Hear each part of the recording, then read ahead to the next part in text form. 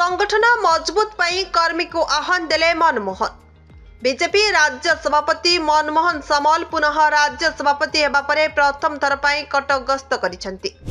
एही दिनिकिया गस्तरे से विभिन्न कार्यक्रम रे जोग देथिले। बारंग निकटरे तांकु दलीय कर्मी माने स्वागत संबर्धना प्रदान करने सहित एक बाइक शोभायात्रा रे पाछटी आनिथिले। जुडिशियल एकाडेमी छक, ब्लू लागून, होटेल छक आदि सहर में विभिन्न स्थान में विपुल संबर्धना प्रदान करा जायछि। प्रधानमंत्री नरेंद्र मोदी जन्मदिन सेवा पक्ष पालन अवसर में स्थानीय टाउन हॉल ठारे आयोजित रक्तदान शिविर को उद्घाटन करथिले। एही रक्तदान शिविर मोट 48 यूनिट रक्त संग्रह होइथिला।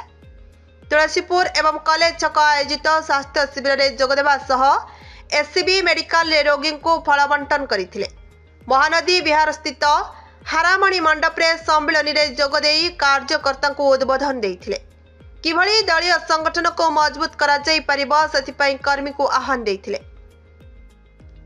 सांसद भवृहरि महताब, जिला सभापति सुकांत विश्वाल, विधायक इंजीनियर प्रकाश सेठी, विधायक छवि मलिक, नयन किशोर महांती, स्मृति पट्टनायक, विनोद दास, डॉक्टर पूर्णचंद्र महापात्र, ललाटेन्दु बडू, तुषारकांत चक्रवर्ती प्रमुख उपस्थित थिले।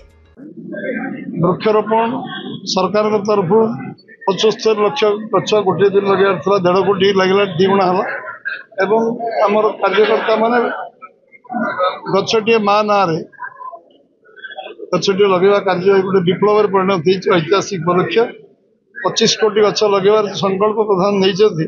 निश्चित भाव से ओडिशार गोटे बड़ योगदान रहा। स्वास्थ्य सेवा एवं स्वच्छता अन्यान्य जिते कार्यक्रम अच्छी ये पक्ष पालन हम से दृष्टि आम कटक आज रक्तदान शिविर आरंभ चली उद्घाटन एवं वृक्षरोपण कार्यक्रम आम बाटे करसलु बारंग विभिन्न जगार वृक्षरोपण कार्यक्रम विभिन्न जगार चली ये कार्यक्रम गोटे स्वच्छता गोटे आंदोलन में परिणत होती।